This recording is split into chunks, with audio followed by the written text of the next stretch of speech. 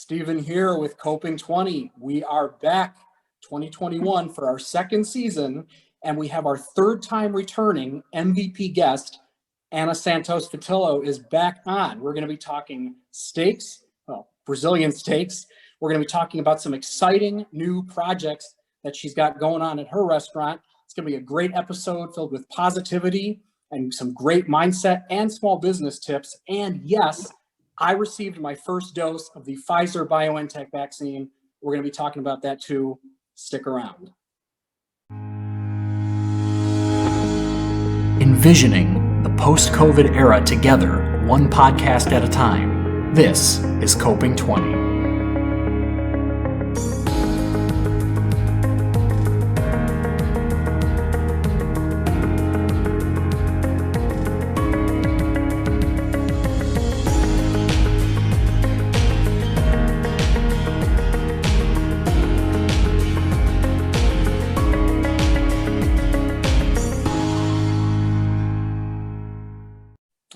COPING-20, here we go. I'm so excited. Today is February 12th. A lot of people in this country don't know this, or we really don't really recognize this day, but it is the Lunar New Year. And it's important to me this year because I kept making this prediction that by this day, around this day, give or take, every week would be a step in the right direction. And I really believe that that's coming true with all the news going on. And I think that now we're taking one or two steps forward without consistently taking a step back. And this is really the main reason I wanted to start COPING-20 back up on this day. And the first thing I wanted to say is I am humbled, extremely humbled and grateful to have been in the 1B priority group to receive the Pfizer-BioNTech vaccine. This was the first vaccine that was granted emergency use authorization in the United States. And we just have so much positive data coming out of not just from the trials, but from Israel, who's gotten around to vaccinating the most people with it so far, and makes me really hopeful and to return back to everything that's important in my life. And I just want to take this time to really thank the people the scientists who made this vaccine and the people involved with distributing it, the wonderful people, Kendall County Health Department, as well as the Grundy County Health Department, of which I'm a member of the workforce there, being a special education teacher. And I also want to say thank you to all of our heroes who got the placebo dose. You know, not all of them made it. Some of them got really sick, and they participated in this to give us the data that we have now to know just how effective, 95% effective, this vaccine is. And I went back to the high school from which I graduated to get my vaccine. They had a wonderful clinic set up there. And I'm going to go back for my second dose on the 28th. I had a mild headache for a couple days, which is a good sign. That means it's working. And I just think that that's a great place to start. So today, like I said, we have Anna Santos-Vitelo on. Anna, how are you doing today? Hi, I'm good. So I am really good. I'm That's very great. positive. Yes. Looking forward. Absolutely. To getting better and better each day. So I'm really good. Yeah. So remind everybody who didn't see, I had you on last time and we did a video episode on keeping indoor dining safe and positive. And that was when things reopened the first time for your restaurant. That was in July of last year. So go ahead and remind our listeners what Brazil Express Grill is, both as a restaurant, but as a business as well. It's a very unique player in the churrascaria Brazilian steakhouse industry here in Illinois. And there's really no one like you that does what you do. So remind everybody what your business is and what some of the things are that you're doing to keep indoor dining safe now during the second time that you're reopening. Yes, so we've been through difficult times, as you know. So we were closed for several months. We reopened with several new requirements. So we were complying with all the requirements. So then we had to close for the second time, but we were more prepared, what to go. And people were really doing online ordering. So we were better at the second time. So when we reopened, we continued with the same guidelines. And so right now we have a few more actually. So we had to add a couple.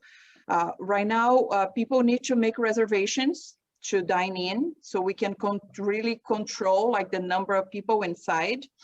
We continue providing disposable gloves at the salad bar, so nobody needs to touch the utensils. And still, we change the utensils like several times every night or every lunch or dinner, but people can wear the disposable gloves. Dine-in is limited to 1 hour and a half, so we can accommodate more people because people are looking for dining in. I was surprised. I was, happily surprised because people are looking for our restaurant. So in order we can accommodate everyone, we have to limit the time that people can stay. So 1 hour and a half, which is more than, what you need, because the food comes to you right away when you have the unlimited dinner. And also the a la carte for lunch. It's quick, so we can prepare our meals like very quickly. And of course, people have to be wearing their masks all the time, except when they're eating or drinking at their tables. Even when they go to the salad bar, they have to be wearing their masks. So we increased the number of precautions we are taking. So, and people have been telling us on our social media that it's one of the safest restaurants they've been, since this always started. Mm-hmm. Yeah, absolutely. And let me tell you, I've been in there myself. I haven't done the indoor option yet. This was last year. I was outside, but I went in, to get salad. And there's been restaurants, and I'm not, not knocking anyone here, but I've been in just seeing some pictures of restaurants where you go in and it's kind of like, is that 6 feet? Because that looks very much like it did before the pandemic. Mm-hmm. Not the Bill Express Grill. Your restaurant is, I believe you can serve as a guide for how to do things correctly. This is the gold standard because, and I mentioned this last time, it's not just the tables, it's anywhere people would need to be. So the salad bar, mm-hmm. There's guides there to keep people 6 feet apart from each other and from other tables eating. And so at all times, this is something that is being taken into consideration.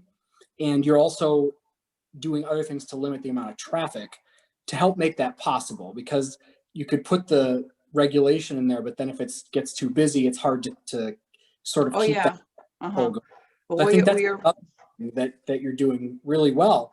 And with indoor dining, I sort of came down hard on some of the establishments that were, I made an episode, I deleted it, but it was basically the whole concept of, they weren't following the rules and regulations, and especially bars. Mm-hmm. You and I have talked about that. Yeah. And this is something that, whether we like it or not, it affects everybody. Yeah. And this whole concept of outdoor dining kind of became adulterated to be something that's in a structure where in some cases it's actually more dangerous than inside, when you could at least have an HVAC system mm-hmm. with a filter on it, instead of being in an enclosed tent. So I think that with this year, we have the ability to make indoor dining safe once again. And I think your mm-hmm. restaurant is going to pioneer that. And I commend you for doing that. And I know that, so recently, in addition to indoor dining, you've expanded beyond. This isn't just, pick up, curbside, you've really expanded this whole concept of to go with your restaurant to the point where it's almost like a separate part of your whole business. So I want to talk a little bit about that, because this is mm-hmm. something that's going to continue into 21, 22 and beyond. Now, I know you were recently featured on Chicago Northwest. Was that right? Yes. And the gentleman did a really good video and a little exploration series where he showed some of your to-go packages. So mm-hmm. if you could just talk a little bit about what some to-go options that you have, catering, things like that, other ways to enjoy the affordable Southern Brazilian cuisine outside of just mm-hmm. the Rodizio, the unlimited that most people know about. What other options do people have to take their express journey to Southern Brazil? Yeah, so I'm going to use your words when you said that we are a unique restaurant, because we are family owned in a small business. we are able to innovate and see what works best for us. So we are most famous for our unlimited dinner. So the all you can eat, all those meats, it's wonderful. But we wanted to have more and give more options. And the pandemic came, it was like, we had to rush things a little, you know, like the to-go and the menu. So things that would happen, you know, as, you know, along the time, we kind of had to rush a little bit to make everything ready because of the pandemic. But anyways, now it's here and it's gonna stay. So besides the all you can eat, we have an a la carte menu. And that means that it's just a regular menu as any other that you can, you know, oh, I want this entree, or I want this salad, or I want this soup, and it's very affordable. So now I'm having a hard time, like getting people to know, you know, like I spread a word that now we have other options. So we have the a la carte menu.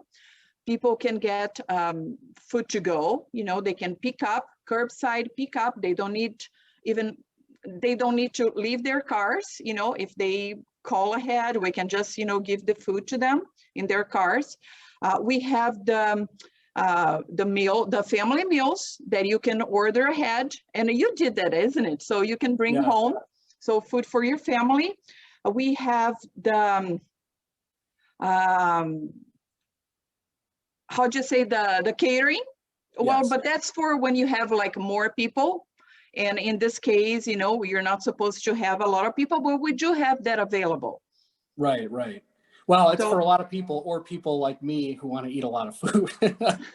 That was what we have options like for 10 people, you know, so if you have like some family. Yeah, and let me tell you, the portions are, you get beyond what you pay for with this. I mean, first of all, everything is from scratch. I mean, I remember when I go there all the time, you have that on the salad bar, how everything is GMO free. It's a from scratch kitchen. It's like 110% homemade. Nothing is, you know, there's no shortcuts here. But the portion is, even though the quality is so high, the quantity also is. And just doing the 5-person, I think it's the 5-person package, which is the smaller of the two. The portions were so generous, and especially the rice and the amazing feijoada, the Brazilian black bean stew. That's to we die were, for. I mean, we were eating that for the rest of the week, and it was so fresh, and it tasted that fresh. It was amazing. It was nothing short of amazing. I would give that a 6 out of 5 stars any day. My personal stamp of approval. And can you talk a little bit about, with those options, you also have NOSA aside from that? Yes. What really is NOSA? Because I've seen that on your website, there's like 2 parts to it. Yes, NOSA right now is a ghost kitchen. So some people don't know what a ghost kitchen is. So it's a restaurant inside our restaurant. So it's another name there, and we are doing only delivery. So we want to ramp up this delivery business. So we've been working out with all the national brands like Uber Eats, I mean the national companies, food delivery companies, Uber Eats, Grubhub, DoorDash, and we have a local family-owned business too. So the name is First Class Deliveries, and they've been doing our deliveries, and it's been working, you know, really good. Yes. Yeah, that is so cool. And not only are you unique for, see, here's the thing, I want listeners to understand that, especially if, you know, you like using delivery apps, or maybe you own a restaurant yourself, what's so cool about this is you're the first one I know who's using ghost kitchens in such a strategic way, where it's not just, it's literally part of your restaurant. You're not having to share another kitchen or anything like that. And I think that's so cool. And with that note, another thing that I love about Brazil Express is I would use the word accessible. Brazil Express is way more than just the casual Brazilian steakhouse. It is a way to make Southern Brazilian food, all aspects of Southern Brazilian food, more accessible for everyone. So that whether it's because of COVID-19, you don't want to do indoor dining right now, or whether it's just because you don't want to go out. I mean, maybe when this is over, people still, hey, I'm really loving the delivery thing. I don't really need this or that. they get on the app and if they're doing a catering order, or maybe they do the NOSA menu, they order it, gets delivered. Simple, easy, and it's just another way, and that way more people try Brazilian food. Because one thing I've always known about you and your business and the unique way, and we've talked about that, how you run it, is it's not just about the food, it's about Latin American culture, promoting different causes, and making it more open and accessible for everybody. And that's what I want to talk about next. I know that there's a lot of aspects to your business, and you have some really exciting side projects and causes that you're doing and supporting right now. So I'm going to ask you to talk a little bit about that. What are some upcoming projects that we can expect to see soon with Brazil Express Grill? The pandemic made me stop and think about what I had been doing before and what I wanted to do moving forward. And I want to have a bigger impact in our community. Since we are a small business and family-owned business, I want to have this family approach and community approach. And one of my biggest goals this year is to have more events, more fundraisers, and have a big impact in people's lives. So this Wednesday, we're having a big fundraiser for the Schomburg High School. It's called VIP, which means very interested parents. Am I saying that right? It's a club. I think the name is so cute, VIP Booster Club.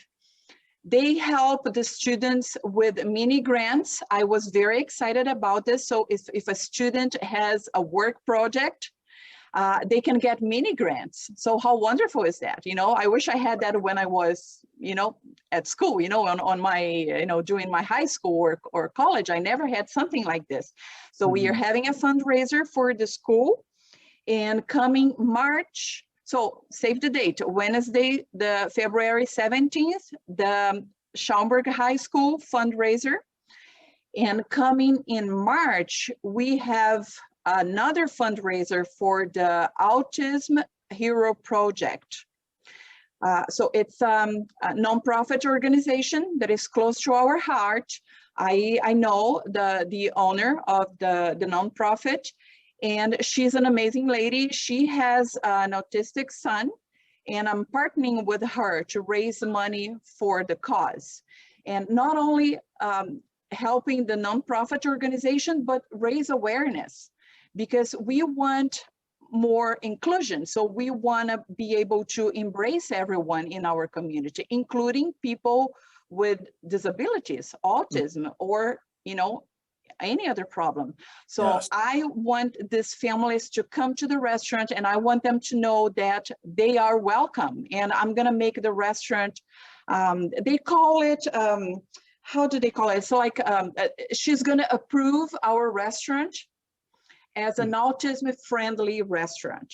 We're going to be the first one, the first restaurant to do that. And I hope that many other businesses follow this lead and, start working on inclusion like this and raise awareness. Because sometimes families, they want to go out, they want to go to restaurants, but sometimes they don't feel welcome.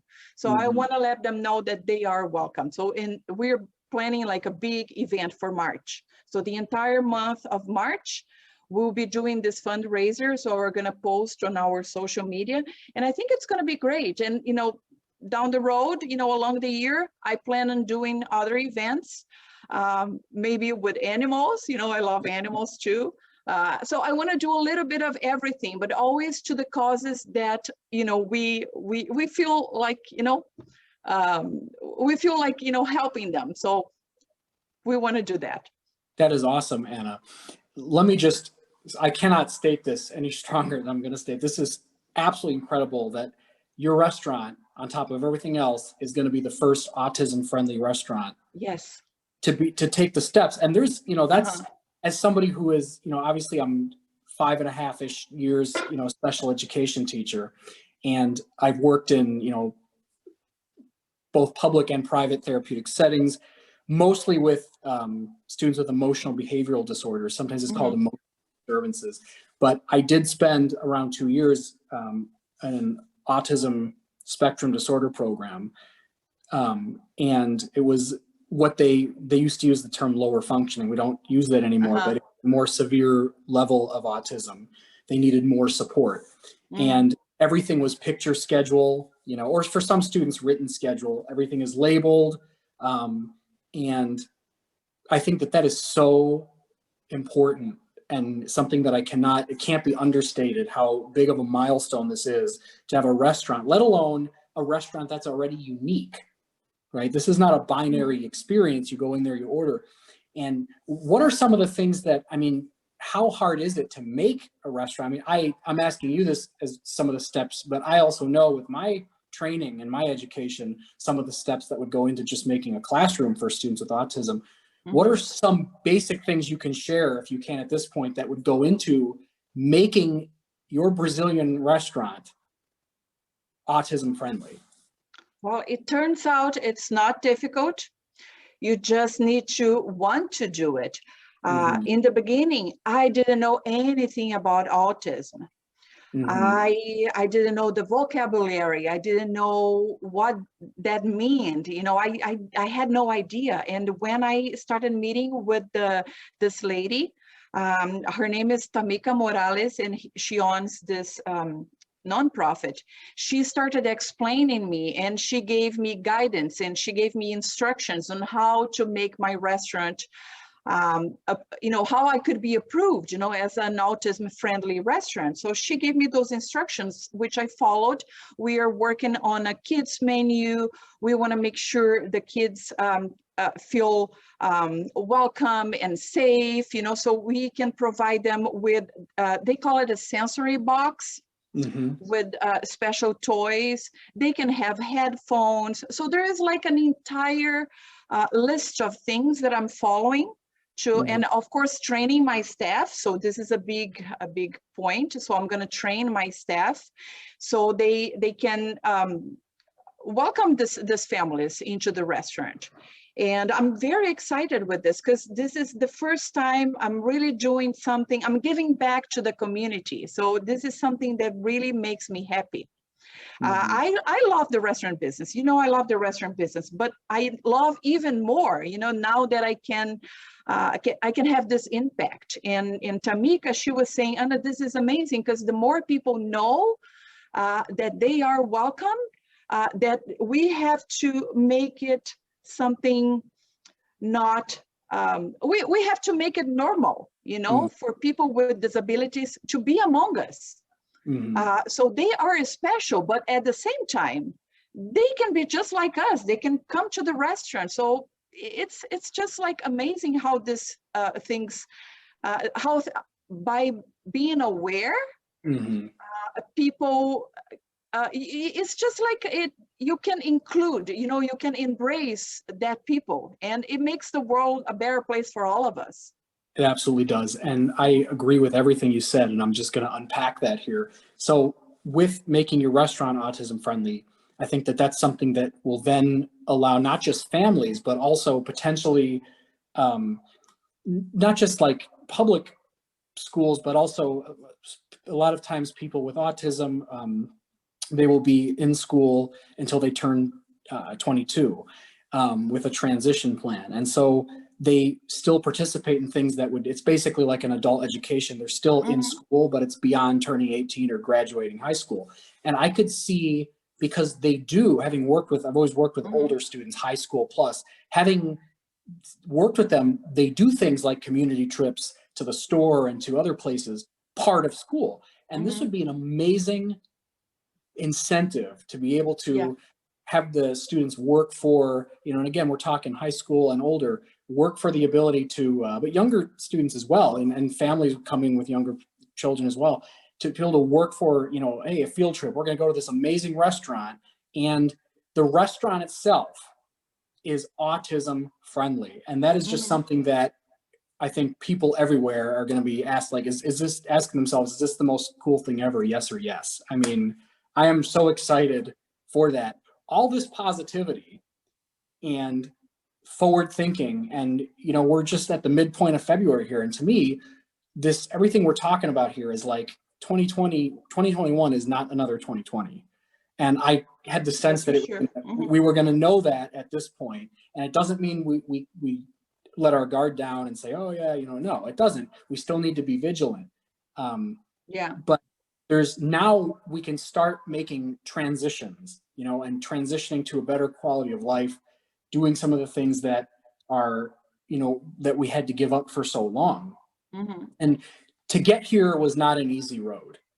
It was not, and it's still not going to be easy. And that was one of the final questions I had for you is, of 2020, what do you think was the toughest moment? If there was one moment that was the toughest among the toughest, I remember when I called you and Mario, your husband, business partner, and I said, hey, did you hear, DuPage is closing again? And it was just the dominoes were falling, and it was only a matter of time. I think it was a week or two later where you guys had to close your indoor dining again. But I want you to tell the story, because that's going to be a big part of COPING-20 this year. Is, it's not 2020 isn't, it's always in existence, and we need to go back and unpack the lessons that we learned together. And like I've been saying, that's the tagline of the show, the slogan: figure out together how we can be as positive and as present as possible. And now I'm adding on to that forward looking. So I'm asking you, Anna, what was the hardest moment of 2020 for you and your business? And what really did you learn from that? I think it was back in March when we closed for the first time, but people were saying it would be for 2 weeks. So by the end of those 2 weeks, when I realized that we were not open soon, and so 2 weeks later, when the bills started to pile up and the rent came, and the rent is always a big chunk, right? So it's huge. So when the bill came and all the other bills, and we were closed and we were not, having any income, I got desperate. I didn't know what to do. I was afraid to lose everything. But somehow I kept going, and I kept believing that we would make it. Then came the help, the government help, the PPP. So I applied for everything. And when we first got like some financial help, that's when I could breathe and pay, some of the bills. And it gave me strength to remain positive that, okay, we will make it. We will make it. And I just cut all expenses. I had to do it. So the most difficult moment for me when I saw we wouldn't be opening soon. And after I was able to get some relief, but the first time I realized, gosh, this is going to be difficult, because I had to fire my employees, all of them, because we closed. I was worried about them because, they had to, they had to survive. So I was worried about them. We were in constant contact. How are you doing? So can you pay your bills? Are you okay? Are you back on rent? So we followed everyone very closely, and we helped each other, but it was hard. There were times that I cried, and I was, I'm not sure, but when you have a voice like in the back of your head that says, everything is going to be okay. That's how I felt. That's an amazing, and thank you so much. I want to say right off the bat for sharing that, going so personal with that.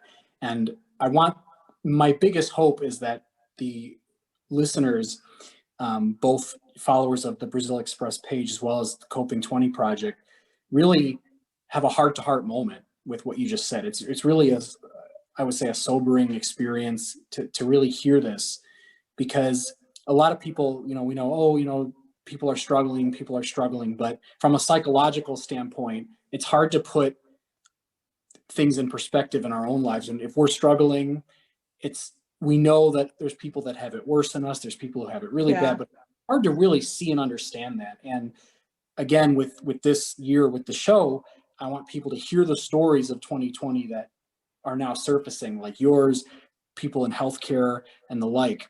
And another thing that I think is great about what you said that was simply so powerful is that you were so connected to your employees and they had to be furloughed or, put on leave, but you care about them so much. And that shows, when I've been there, and you could see that right away. There's a big difference. And another thing that I saw is that once you brought the employees back, when you pioneered this revolutionary to-go catering, ghost kitchen, all in one, you brought them back, even though it wasn't indoor dining yet, but they had different roles.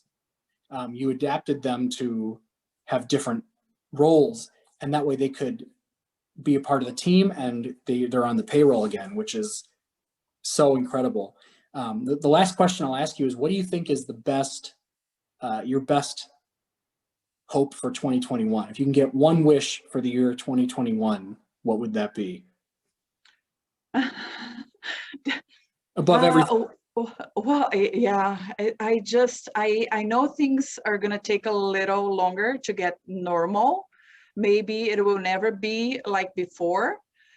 We have to be careful, but I want everyone to get vaccinated. I do believe in the vaccine, and people need to be aware that we still need to get precautions, but we have to support our local businesses. We do. I think this is what keeps the community strong, is when we help one another, helping our seniors, our kids, and be present, be a part of your community. I'm tired of listening to people just complaining about others because they don't do this, because they don't do that. Do yourself, do something. Whatever you believe. If you want to help animals, help the animals. If you want to help, I don't know, just help, do whatever you can. Instead of complaining, we have to we have to take action, whatever it can be. Take action. Yeah, I heard this Yeah, I was listening to a podcast, and I think it was the Ed Milet show, and I forget who the guest was. It's a quote. I apologize. I forget who said it, but it was something to the effect of, people always say that to act. So you always hear to act without thinking, like, oh, don't act without thinking. Think first. But it's also the opposite is true. You think without acting. You have all these great thoughts, all these great solutions to all these problems, but you don't act. You don't take individual responsibility. A big thing in America right now is the individual liberty, right? But it also is individual responsibility with that to do our part. And I think that we've definitely covered that on this episode. We've covered mindset, positivity, small business strategy. We've talked about a lot of different things, and I could not have asked for a better opening episode to this year. So I thank you tremendously, Anna, and you and I will continue to be in touch. We're going to likely do sometime in March a live session together, probably related to the Autism Project. Yes. And that'll be separate from COPING-20, but we'll have all the links available there. Everybody, please check out Anna with Brazil Express Grill and NOSA. Anna, just one more time, let everybody know how they can get in touch with your restaurant. Our website, brazilexpressgrill.com, or the phone number 224-353-6315, and our location 1045 South Roselle Road in the heart of Schaumburg. That's awesome. That's excellent. And I am Stephen with COPING-20. That's at COPING-20 Facebook or youtube.com/STVYT. This episode will be, we'll post to that afterwards. It's going to go as a Facebook premiere exclusive first. Please share this. If you're watching this, just press the share button. A lot of people say, oh, I want you to like it, share it, tweet it, do this and that. I just want people to share it. If everybody just shares this to their timeline, you will know somebody that knows somebody, maybe even a third tier that knows somebody who is going to say, hey, you know what? I have a story to tell. I have a struggle of 2020 that I want to turn into a bright, eye-opening experience to share with everybody in 2021. So that way they can get in touch with me, and I will give them the mic, give them a voice to come on the show and talk about the amazing things that they have done and still do. So thank you, everybody. Thank you so much from the bottom of my heart. This has been a great, blessed episode. This has been COPING-20. Stephen and Anna Stephen and Anna Vitello signing off. Thank you so much. Thank you so much, Steven.